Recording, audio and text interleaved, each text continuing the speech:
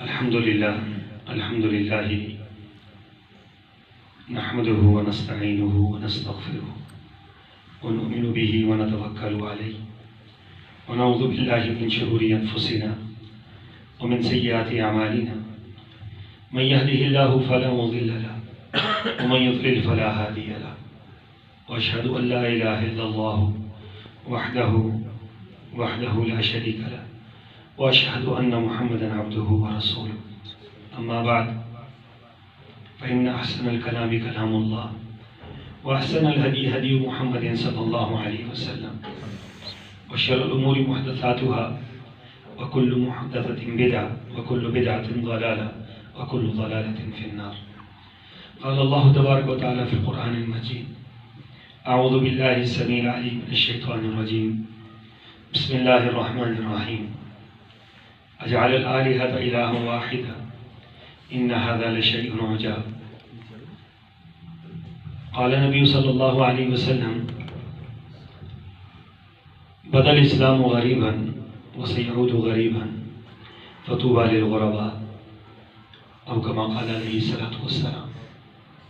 اللهم صل على محمد وعلى آل محمد كما صليت على إبراهيم وعلى آل إبراهيم إنك حميد مجيد. اللهم بارك على محمد وعلى آل محمد كما باركت على إبراهيم وعلى آل إبراهيم إنك حميد مجيد. سبحانك لا علم لنا إلا ما علمتنا إنك أنت العليم الحكيم. اللهم انفعنا بما علمتنا وعلمنا ما ينفعنا وزدنا علما. انتہائی واجب الاحترام معزز محترم علماء کرام، قائدین مرکزی جمعیت اہل حدیث سٹی راولپنڈی اور ان کے ساتھ مرکزی جمعیت اہل حدیث سٹی راولپنڈی کے امیر روح رواں عزت مآب جناب حضرت مولانا محمد احسن فاروقی صاحب حفظہ اللہ تعالی، آج کی یہ کانفرنس دعوت اہل حدیث کانفرنس کے نام سے موسوم ہے اور مجھ سے بیشتر علماء کرام نے بڑے ہی خوبصورت، مدلل، منفرد انداز میں دعوت اہل حدیث کو آپ کے سامنے بیان کیا. چند باتیں میں بھی انہی کی پیروی میں آپ کے سامنے عرض کیے دیتا ہوں، اس امید اور یقین کے ساتھ کہ جو کچھ ہم سنیں گے اللہ تعالیٰ پہلے مجھے اور پھر ہم سب کو اس پر عمل کی توفیق عطا فرمائے. دنیا کی سب سے خالص دعوت، سب سے خوبصورت دعوت، سب سے بہترین دعوت، سب سے عظیم دعوت آسمان کی چھت کے نیچے اور زمین کی سطح کے اوپر، یہ وہی منہج ہے جو محمد رسول اللہ صلی اللہ علیہ وسلم نے صحابہ کرام کے سامنے پیش کیا. اہل حدیث کے منہج کی بنیاد وہی الہی ہے. اہل حدیث کی منہج کی بنیاد وہی الہی ہے. جو وہی ہے وہ اہل حدیث کی منہج ہے، جو وہی نہیں ہے وہ اہل حدیث کا منہج نہیں.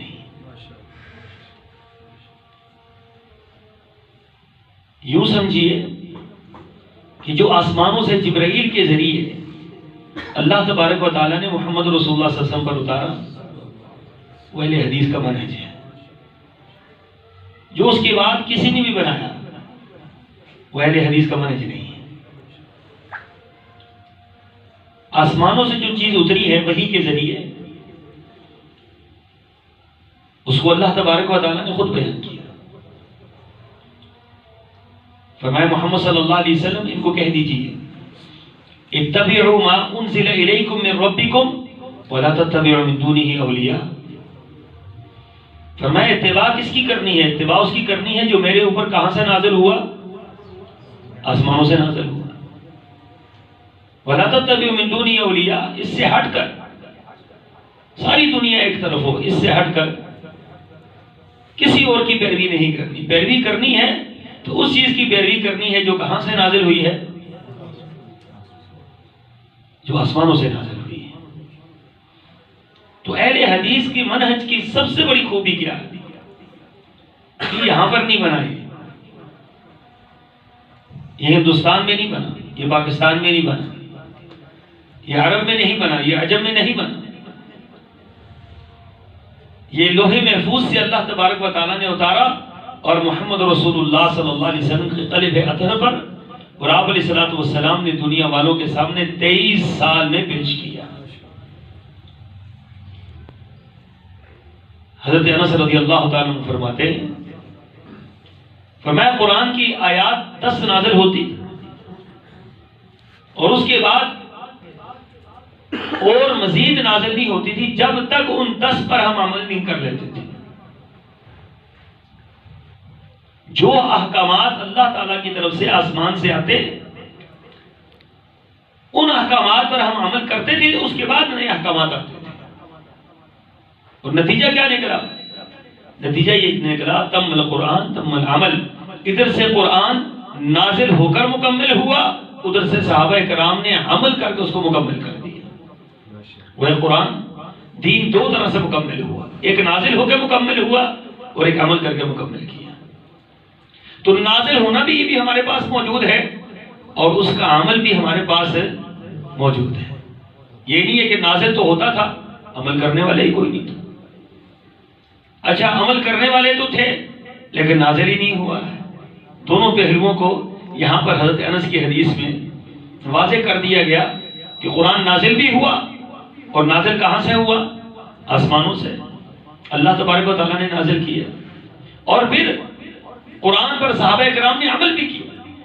ایسی کوئی بات نہیں ہے آج کوئی بات کہہ دیں جی قرآن پر تو عمل ہی نہیں ہو سکتا ہے، دین بہت مشکل ہے، اس پر عمل نہیں ہو سکتا ہے، ان کو مانیں گے کیسے؟ جس طرح بھی مولانا فرما رہے تھے کہ ایسی باتیں گھڑ لی گئی ہیں، ایسے اصول اور ایسے ضابطے گھڑ لیے گئے ہیں کہ جن ضابطوں کی وجہ سے قرآن اور حدیث پر عمل کرنا مشکل ہو گیا۔ آپ حیران ہوں گے کہ صلاۃ خوف ہے، صلاۃ خوف قرآن کی احکامات میں موجود ہے، صلاۃ خوف کا طریقہ موجود ہے کہ آپ جب میدان جنگ کے اندر ہوں تو آپ نماز کیسے پڑھیں گے؟ بہت بڑے عالم دین ہیں بر صغیر کے، وہ یہ بات لکھتے ہیں کہ جو صلاۃ خوف کا مسئلہ ہے اس پر عمل کرنا ہمارے بس کی بات نہیں ہے۔ کیوں؟ انہوں نے اصول ایسے گھڑ لیے ہیں، ضابطے ایسے گھڑ لیے ہیں کہ قرآن و سنت اس میں فٹ ہی نہیں ہوتے۔ انہوں نے پہلے اصول گھڑے پھر قرآن و حدیث کو مانا۔ ہم نے کہا نہیں، اہل حدیث کا منہج یہ ہے کہ ہر وہ اصول جو قرآن و سنت کے خلاف ہوگا اس اصول کو ہم دیوار پر دے ماریں گے، اس اصول کو ہم نہیں مانیں گے۔ ہمارا اصول قرآن ہے، ہمارے اصول حدیث ہے۔ جو قرآن و حدیث کی موافقت سے ہوگا اس کو مانیں گے، جو قرآن و حدیث کی موافقت سے نہیں ہوگا اس کو تسلیم۔ اب صلاۃ خوف کے اندر مسئلہ کیا ہے؟ صلاۃ خوف نماز یہ وہ نماز ہے جو میدان جہاد کے اندر پڑھی جاتی ہے، اور میدان جہاد کے اندر سمت بدل جاتی ہے بندے کی۔ آپ نے ایک رکعت پڑھی ہے، اس کے بعد آپ نے ایک رکعت چھوڑنی ہے، اب آپ نے آ کر میدان کارزار میں آپ نے جنگ میں شریک ہونا ہے، دوسرے جا کر وہاں پر صف میں کھڑے ہوں گے اور وہ نماز پڑھیں گے۔ اب ظاہر بات ہے جب آپ میدان جہاد کے اندر ہیں تو آپ کو تیر بھی لگنے ہیں، آپ کو تلوار لگنی ہے، آپ کو زخم لگنے ہیں، اس سے خون نکلنا ہے۔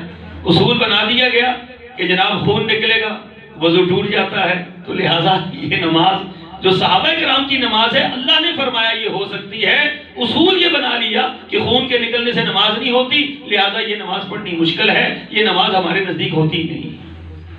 جس کو اللہ نے کہا ہوتی ہے، جس کو نبی نے کہا ہوتی ہے، صحابہ نے پڑھ کر دکھلائی، اس کے بارے میں اصول ایسے بنا دیے گئے کہ جناب یہ نماز ہوتی نہیں۔ اب یہ وہ چیز ہے کہ جو لوگوں نے اپنی مرضی اسلام کے اندر داخل کی، اپنی مرضی داخل کی، کام مشکل ہو گئے۔ اس کی ایک اور مثال میں آپ کو دیتا ہوں، سردیوں کا موسم ہے آج کل کے حوالے سے، مولانا نے جرابیں پہن رکھے، میں نے پہن رکھے، تو جرابوں پر کیا ہے مسح؟ جائز ہے، اللہ کے رسول صلی اللہ علیہ وسلم نے کیا۔ قریب صحابہ کرام سے صحیح سند کے ساتھ مروی ہے کہ صحابہ کرام نے جرابوں پر مسح کی. اب ایسے اصول بنا دیے گئے کہ جرابوں پر مسح ہو ہی نہیں سکتا ہے. کیا اصول بنایا؟ بھائی جراب وہ ہونی چاہیے جس کو 1 کلومیٹر تک پیدل چلنے سے جراب نہ پھٹے. مجھے بتلائیں دنیا کی کون سی جراب ایسی ہے 1 کلومیٹر آپ یہاں سے لے کر آپ جائیں نا چاندنی چوک، کون سی جراب نہیں پھٹے گی؟ بھائی جراب پر مسح کرنا یہ تو حدیث کے اندر آیا، 1 کلومیٹر کہاں آیا ہے؟ یہ ضابطہ آپ نے کہاں سے نکال لیا؟ یہ جو ضابطہ آپ نے نکالا یہ آپ نے اپنی طرف سے نکالا. اگر یہ ضابطہ محمد رسول اللہ صلی اللہ علیہ وسلم نے بیان کیا ہوتا، اللہ اکبر، سر تسلیم خم ہے حکم یار کیا، کسی کی ضرورت ہے کہ اس پر بات کی جائے؟ یہ ضابطہ آپ نے خود کاٹ لیا کہ نہیں جناب وہ ہونی چاہیے کہ جو 1 کلومیٹر تک پیدل چلنے سے نہ پھٹے. اچھا بھائی وہ جراب لائیں کہاں سے؟ تیار کہاں سے؟ وہ تو جوتے ہوئے پھر جراب تو نہ ہوئی. دوسری بات یہ جراب وہ ہونی چاہیے کہ جس کے اندر پانی نہ جائے. کون سی دنیا کی جراب ہے جس کے اندر پانی نہیں جاتا؟ اب یہ ایسے اصول اور ایسے ضابطے بنا دیے گئے کہ جس قرآن و حدیث اس کے اندر فٹ ہی نہیں ہوتا. قرآن و حدیث کو ڈالیں باہر ہو جاتا ہے. تو منہج اہل حدیث کیا ہے؟ منہج اہل حدیث یہ ہے کہ آپ کا یہ حق نہیں بنتا وما كان لمؤمن ولا مؤمنة اذا قضى الله ورسوله امرا ان يكون لهم الخيرة من امرهم. کسی مومن مرد کے لیے، کسی مومن عورت کے لیے یہ بات جائز نہیں ہے اللہ اور اس کے رسول کسی بات پر فیصلہ کرے اور آپ اس میں اپنی مرضی داخل کریں. یہ آپ کون ہوتے اپنی مرضی داخل کرنے والے کہ اس طرح ہوگا اس طرح ہوگا؟ نہیں، بس فقط اتنی سی بات ہے کہ رسول اللہ صلی اللہ علیہ وسلم نے فرمایا ہے، بس یہ کرنا ہے تو کرنا ہے.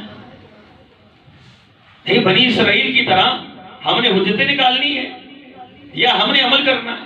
اللہ تعالیٰ نے کہا تھا موسیٰ علیہ السلام کو، جاؤ موسیٰ ان سے کہو کہ گائے ذبح کریں. تو اگر گائے ذبح کر دیتے کوئی مسئلہ ہوتا؟ پکڑتے کوئی گائے ذبح کرتے، بات ختم، مسئلہ حل تھا. انہوں نے کہا نہیں گائے کیسی ہونی چاہیے، اچھا اس طرح کی ہونی چاہیے، اچھا اس طرح کی ہونی چاہیے، اچھا اس طرح کی ہونی چاہیے. کرتے کرتے وہ گائے ملی جو پوری دنیا کے اندر ایک ہی گائے تھی.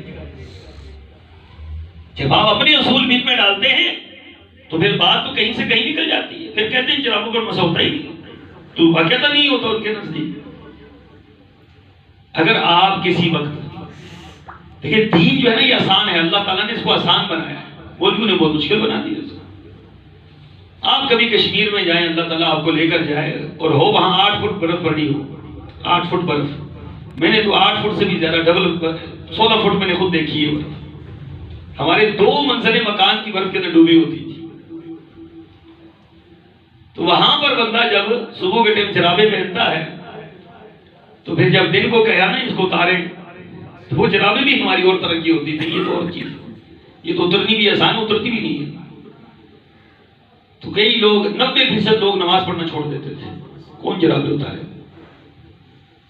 اور کئی مولویوں کو میں نے خود دیکھا، وہ جو کہتے تھے جرابوں پر مسح نہیں ہوتا، ادھر ادھر دیکھتے جرابوں پر مسح کرتے. وہ یہ کیا کہتے ہیں لوگوں کے سامنے مسئلہ بیان نہ کرو، کہتے ہیں کے سامنے مسئلہ بیان کیے پھر آسانیاں تلاش کرتے ہیں. خود آسانی پیدا کر لی اپنے لیے اور لوگوں کے لیے مشکلات کھڑی کر دی. اس کا معنی یہ ہوا اپنے لیے دین اور ہے اور لوگوں کے لیے دین اور ہے. اس بنا پر ہم یہ بات کہتے ہیں کہ اہل حدیث کا جو طرز عمل ہے وہ سب کے لیے ایک جیسا ہے، کیونکہ وہ خود نہیں بنایا ہوا، ہماری چاہت نہیں اس کے اندر، ہماری مرضی نہیں ہے، ہماری فکر نہیں ہے، ہماری سوچ نہیں ہے، ہمارا کوئی اس میں مفاد نہیں ہے. ہمارا مفاد اس میں ہے جو اللہ نے فرمایا، جو محمد رسول اللہ صلی اللہ علیہ وسلم نے فرمایا، بس وہ ہم نے ماننا ہے. اس کے علاوہ کسی اور چیز کو ہم نے نہیں ماننا. فلا وربک لا یؤمنون، فرمایا تیرے رب کی قسم ہے محمد صلی اللہ علیہ وسلم وہ لوگ مومن نہیں ہو سکتے. علماء کرام بیٹھے ہیں، پوچھیں ان سے کہ جو قرآن کی آیت ہے بھائی ابھی تو مسئلہ ہی بیان نہیں ہو رہا، اللہ کون مومن نہیں ہے؟ جب یہ جملہ بولا جاتا ہے نا کہ پہلے تحذیر ہو، پہلے کوئی سخت ترین اللہ تعالیٰ کی طرف سے سختی کا جملہ ہو، تو اس کے بعد متوجہ کرنے کے لیے کہا جاتا ہے کہ اس کے بعد کا عمل بڑا عجیب ہے، اس کے بعد کی بات بڑی متوجہ کر کے سنو کہ اس کے بعد کیا بات آنے والی. فلا وربک، تیرے رب کی قسم ہے. اتنی بات کافی تھی. اللہ تعالیٰ محمد رسول اللہ صلی اللہ علیہ وسلم کے رب کی قسم اٹھا دی. قرآن میں یہ رب یہ قسم ان الفاظ کے ساتھ ایک ہی مرتبہ آئی. پھر لا یؤمنون، اللہ تعالیٰ قسم نہ اٹھائیں تو پھر بھی اللہ تعالیٰ سچے ہیں. ومن اصدق من اللہ قیلا ومن اصدق من اللہ حدیثا، اللہ سے بڑھ کر سچا کون ہے؟ اللہ سے اچھا کلام کس کا ہے؟ لیکن اللہ تعالیٰ قسم اٹھا رہے ہیں لا یؤمنون، وہ مومن نہیں ہے. اللہ کون مومن نہیں؟ حتی یحکموک فیما شجر بینہم، اے محمد صلی اللہ علیہ وسلم جو تیری ایک ایک بات کو، ایک ایک سنت کو، ایک ایک طریقے کو، ایک ایک حکم کو جب تک مان نہ لے اس وقت تک تیرے رب کی قسم ہے ہم اس کو مومن نہیں مانتے. ہر بات تیری ماننی پڑے گی بغیر چوں و چراں، بغیر سوچے، بغیر یہ کیا ہے کیا نہیں ہے. لوگ مانتے ہیں نہیں مانتے، خاندان مانتا ہے نہیں مانتا، قبیلہ مانتا ہے نہیں مانتا، کوئی اس پر چلتا ہے نہیں چلتا، کوئی موافقت کرتا ہے مخالفت کرتا ہے نہیں. فرمایا فلا وربک لا یؤمنون حتی یحکموک فیما شجر بینہم. ہر معاملے میں آپ کی بات حرف آخر، بات ختم ہو گئی. حدیث آ گئی بات ختم، قرآن کی آیت آ گئی بات ختم، اس میں آپ بات ہی نہیں کر سکتے. تو بات تو یہاں ختم ہو جانی چاہیے. کتنا سخت جملہ ہے لیکن اللہ نے اس سے آگے بات کی ہے. ثم لا يجدوا في انفسهم حرجا مما قضيت، فرمایا کہ محمد صلی اللہ علیہ وسلم جو آپ فیصلہ کر بیٹھے اور یہ فیصلے کو مان لیں، ماننے کے بعد اگر دل کے اندر خیال بھی آ جائے نا ان کے کہ یہ نہیں ماننی تھی، یہ مشکل کام ہے، حدیث کو کیسے مانے. تو قرآن نے کیا کہا؟ اللہ نے قسم اٹھا کر فرمایا اے محمد صلی اللہ علیہ وسلم لا یؤمنون، وہ بھی مومن نہیں ہے جس کے دل کے اندر یہ خیال آئے کہ یہ مسئلہ ماننا ہے جو محمد رسول اللہ صلی اللہ علیہ وسلم نے بیان کیا ہے یا نہیں ماننا. حالانکہ دل کے خیالات پر اللہ تعالیٰ نہیں پکڑتا، یہاں اللہ نے دل کے خیال پر پکڑا ہے. کیوں؟ دل کا خیال اگر محمد صلی اللہ علیہ وسلم کی مخالفت میں آئے گا تو اللہ تعالیٰ فرماتے ہیں فلا وربک لا یؤمنون، اے محمد صلی اللہ علیہ وسلم تیرے رب کی قسم ہے یہ مومن نہیں ہے. اس کے دل کے اندر خیال کیسے آ گیا کہ محمد صلی اللہ علیہ وسلم کی بات ماننی ہے نہیں ماننی. اور اس سے اگلا جملہ اس سے بھی بڑا جی وَيُسَلِّمُوا تَسْلِيمًا، وَيُسَلِّمُوا تَسْلِيمًا، ہر ایک کی بات کو سنیں اور اس کے بعد اس کو سمجھیں، اس کے بعد اس کو قرآن و سنت کی کسوٹی پر پرکھیں. قرآن و سنت کے موافق ہے مانیں، نہیں موافق نہ مانیں. لیکن محمد صلی اللہ علیہ وسلم کی بات فرمایا اس طرح ہو ہی نہیں سکتا. وَيُسَلِّمُوا تَسْلِيمًا، وَيُسَلِّمُوا تَسْلِيمًا، دو جملے یہاں پر سلم بھی اور تسلیمہ بھی، حالانکہ دونوں کا معنی ایک بنتا ہے لیکن یہاں تاکید کے لیے دو مرتبہ لائے ہیں کہ یہاں ہر حال میں محمد صلی اللہ علیہ وسلم کی بات کو تسلیم کرنا ہے، کوئی چارہ نہیں ہے کہ آپ کی بات کو رد کر دیا جائے. وَيُسَلِّمُوا تَسْلِيمًا، بس آپ نے فرمایا ہم نے ماننا ہے. دعوت اہل حدیث دنیا کی سب سے سچی دعوت اور سچی دعوت ہے، کیونکہ اپنی ہماری بنائی بھی نہیں ہے. ہمارے بھی علماء ہیں، ہمارے بھی اسلاف ہیں، ہمارے بھی اکابر ہیں، ہمارے بھی محدثین ہیں، ہمارے فقہاء ہیں. ہم میں بھی ابن تیمیہ پیدا ہوئے، ابن قیم پیدا ہوئے، ابن حجر پیدا ہوئے، امام بخاری پیدا ہوئے، مسلم، ابو داؤد، نسائی، ترمذی، ابن ماجہ پیدا ہوئے. اتنے بڑے بڑے محدثین اگر نگاہ اٹھائی جائے تو ان کے علم تک نگاہ پہنچتے پہنچتے تھک جاتی ہے. اتنے بڑے علماء آئے ہیں لیکن ہمیں شرم آتی ہے کہ محمد رسول اللہ صلی اللہ علیہ وسلم کی بات آ جائے پھر اس کے بعد کسی عالم دین کی رائے کو ہم تلاش کرتے رہیں. یہ بات ہمارے دوستوں کو، یہ جو منہج سلف کے حوالے سے ہم بات کرتے ہیں، منہج سلف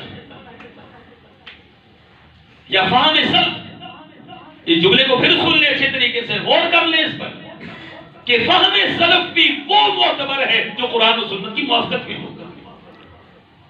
اگر کسی سلف میں سے کسی کا فہم قرآن و سنت کے مخالف ہو ہم اس کو ماننے کے پابند نہیں. فہم سلف وہی معتبر ہے جو قرآن و سنت کے حوالے سے، جو قرآن و سنت کی مطابقت سے، جو قرآن و سنت سے ہٹ کر ہوگا وہ فہم سلف ہے ہی نہیں. کتنے سلف کے علماء ہیں جن کو بعض مسئلوں میں غلطی لگی تو ہم تم کو نہیں مانتے. کیوں نہیں مانتے؟ اس لیے نہیں مانتے کہ محمد رسول اللہ صلی اللہ علیہ وسلم کا فرمان اور کہتا ہے.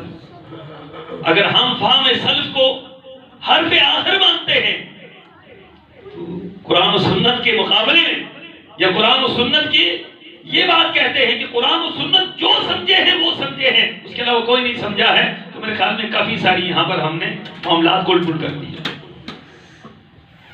رسول اللہ صلی اللہ علیہ وسلم نے ایک حدیث فرمائی تھی، آپ نے فرمایا کہ حدیث مجھ سے سنتے ہو، اس کو آگے کیا کرو، اس کو آگے پھیلا دو، اس کو آگے پہنچاؤ۔ کیوں؟ اس کو آگے پہنچانے کے کئی فائدے ہیں۔ ایک فائدہ ان میں سے یہ ہے کہ ہو سکتا ہے جو حدیث تم آگے پہنچا رہے ہو وہ تم سے زیادہ اس حدیث کو بہتر طریقے سے سمجھ سکتا ہو۔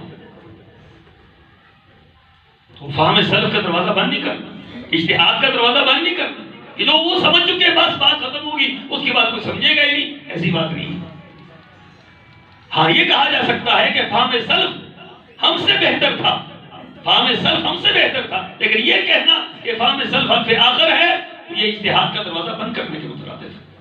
اجتہاد کا دروازہ قیامت تک کھلا ہے، اور قیامت تک اللہ تبارک و تعالیٰ ہر دور کے اندر اللہ نے ایسے علماء پیدا کرنے ہیں، کیونکہ رسول اللہ صلی اللہ علیہ وسلم نے کیا فرمایا؟ آپ نے فرمایا ایک جماعت ایسی ہے جو میرے زمانے سے چلے گی اور قیامت تک رہے گی۔ کوئی مخالفت کرنے والا اس کی مخالفت میں کامیاب نہیں ہوگا، اس کو مٹانے والا اس کو مٹا نہیں سکے گا، اس کے دشمن اس کو ختم نہیں کر پائیں گے۔ قیامت تک وہ جماعت حق پر قائم رہے گی، اور جماعت میرے زمانے سے چلے گی۔ تو انصاف کے ساتھ بتلائیے گا کہ رسول اللہ صلی اللہ علیہ وسلم کے زمانے سے کون سی جماعت چلی؟ تو قرآن و سنت کے ماننے والے تھے، صحابہ قرآن و سنت کو ماننے والے، تابعین قرآن و سنت کو ماننے والے، تبع تابعین قرآن و سنت کے ماننے والے، ائمہ محدثین قرآن و سنت کو ماننے والے۔ یہ تقلید کا معاملہ ہی تو 400 سال کے بعد آیا، 400 سال کے بعد، اور 400 سال بعد جو چیز نکلی ہو وہ دین کیسے ہو سکتی ہے؟ ایک دن بعد رسول اللہ صلی اللہ علیہ وسلم کے دنیا سے جانے کے ایک دن بعد جو چیز آئی ہو اس کو مانا نہیں جا سکتا ہے، جو 400 سال بعد آئی اس کو کیسے مانا جا سکتا ہے؟ صحابہ کرام اسی بات پر پریشان تھے کہ وحی الہی کا راستہ کیا ہو گیا ہے؟ بند ہو گیا ہے۔ اب جبرائیل قیامت تک نہیں آئیں گے، جب جبرائیل نہیں آئیں گے تو دین کہاں سے آئے گا؟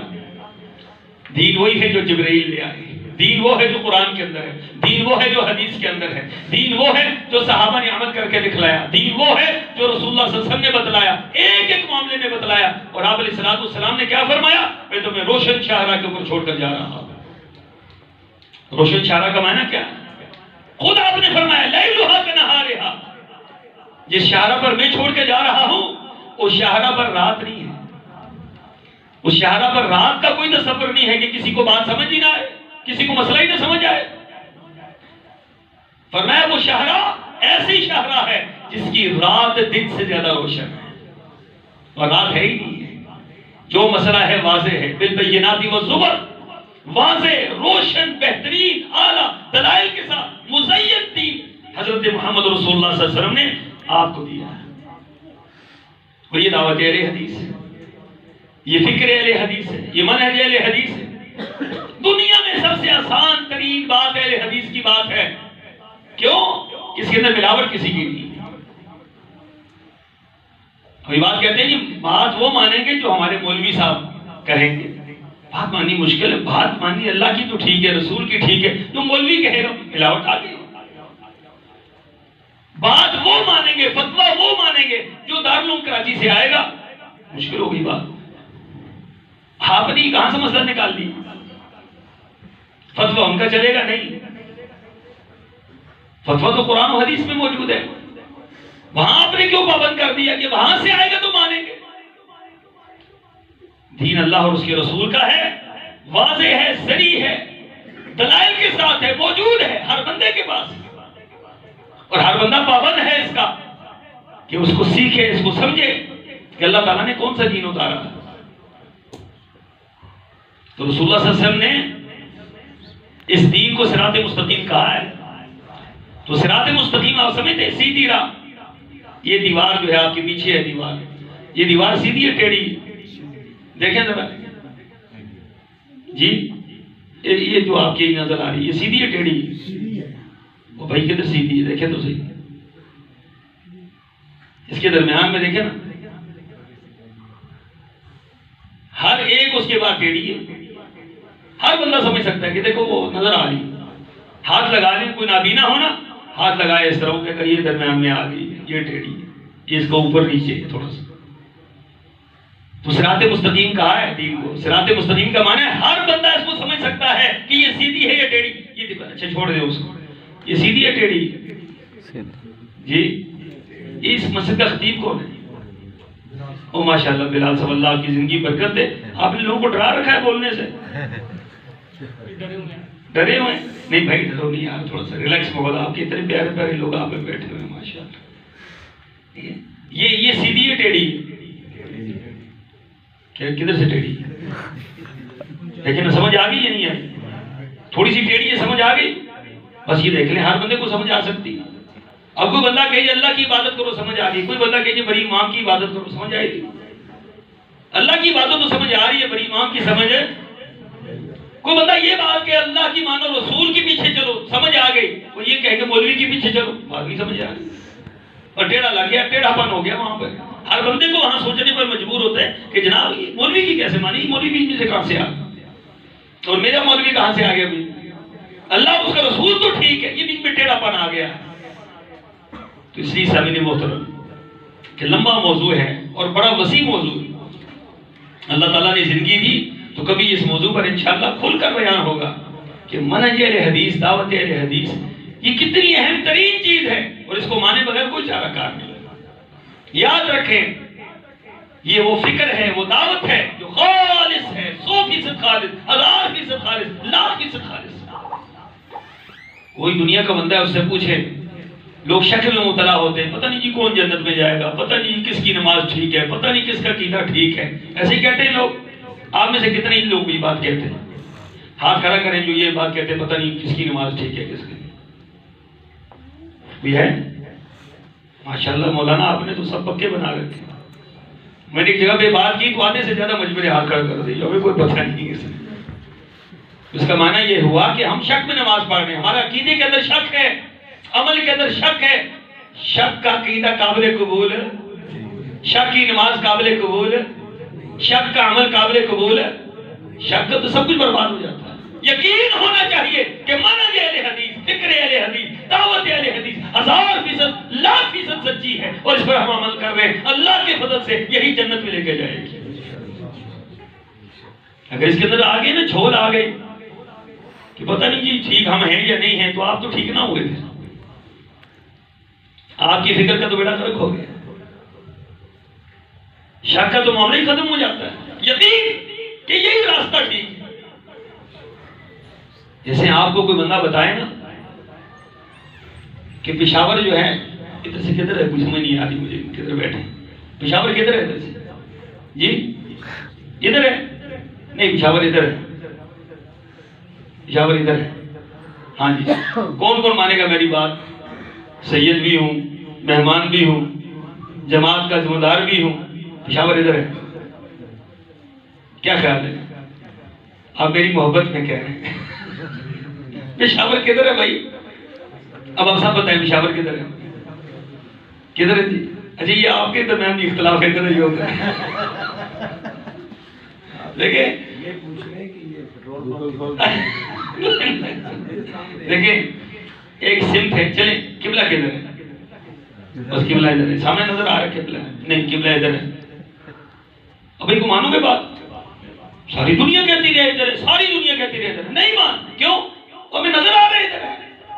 ہمیں پتا ہے قرآن اور حدیث سچ ہے. ساری دنیا کہتی رہے نہیں، قرآن اور حدیث کے علاوہ کچھ اور بھی ہے. رب کعبہ کی قسم نہیں ماننا ہے، اس کو کھڑے ہو جانا ہے. نہیں، سوال ہی پیدا کہ ایمان کا مسئلہ ہے. ساری دنیا کہتی رہے. اپنے موقع پر ڈٹ جانا. ان الذين قالوا ربنا الله ثم استقاموا تتنزل عليهم الملائكه الا تخافوا ولا تحزنوا وابشروا بالجنه التي كنتم توعدون نحن اولياؤكم في الحياه الدنيا وفي الاخره.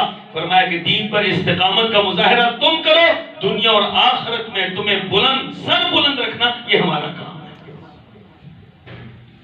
تو جس چیز کا پتہ ہے حق ہے اس پہ ڈٹ جائے. آپ کو پتہ ہے مسلک اہل حدیث حق ہے، اظہار کریں گے. یہ سچا مسئلہ ہر جگہ پر اظہار کریں. خاندان میں، فیملیوں میں چھپ کر نہ کھڑے ہوں. وہ ہمارے کئی ساتھی وہاں پر نماز پڑھنے کے لیے ہم کسی جگہ گئے تو کوئی ہاتھ ادھر باندھ رہے تھوڑا سا نیچے کر کے، کوئی رفع دین بھی ایسے کر رہے، یہ کیا ہو رہا ہے بھائی؟ ہم نے تو وہاں بھی رفع دین ایسے کیے جہاں پتا تھا اس کے بعد مار پڑے گی، ہم نے آمین وہاں بھی ایسی کہی اللہ کے فضل سے جہاں پتا تھا اس کے بعد مار پڑے گی، ہم نے کہا مار کھا لیں گے لیکن محمد رسول اللہ صلی اللہ علیہ وسلم کی سنت کو نہیں چھوڑیں گے کسی صورت۔ مار کھانا یہ تو اعزاز ہے، انبیاء کی سنت ہے مار کھانا، خوشبو لگانا، نماز پڑھانا، ممبر رسول پر بیٹھ کر باتیں کرنا، اچھا لباس پہننا، یہ نبی کی سنت ہے، تو مار کھانا نبی کی سنت نہیں؟ مار کھانا بھی تو نبی کی سنت ہے، دین کے لیے مار کھائیے، اسلام کے لیے مار کھائیے۔ لوگ کہتے ہیں یہ ٹھیک نہیں ہے، نہیں، جو اللہ کے رسول صلی اللہ علیہ وسلم نے فرمایا پیمان کے توحد، کوئی مسیحت نہیں، کوئی کچھ نہیں، دین کو اس میں کون سی مسیحت ہے؟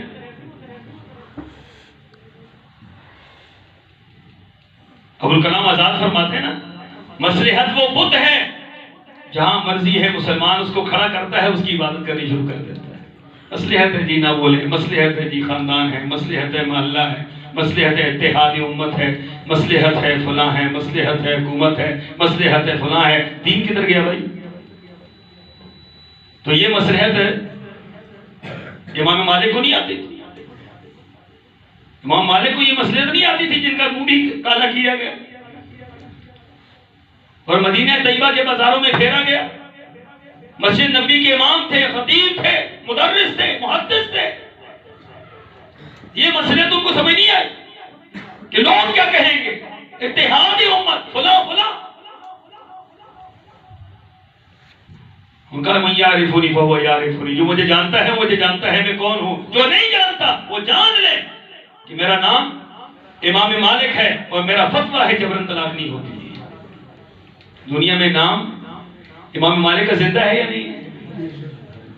امام مالک کا نام لیتے ہوئے آج بھی ہمارے دل کے اندر عقیدت اور احترام کے پھول بچ جاتے ہیں، عقیدت اور احترام کے ہوکے اٹھتے ہیں کہ امام مالک کیا بات ہے، کیا دین کے لیے قربانی دی ہے۔ ان کو مسئلہ نہیں آتی تھی، ان کو پتہ نہیں تھا مسئلہ بیان کرنے کے بعد کیا ہوگا۔ یہاں آمین کی بات نہیں کرنی، رفع دین کی بات نہیں کرنی، مسلک حدیث کی بات نہیں کرنی، کیوں لوگ مخالف ہو جائیں، نمازی بھاگ جائیں۔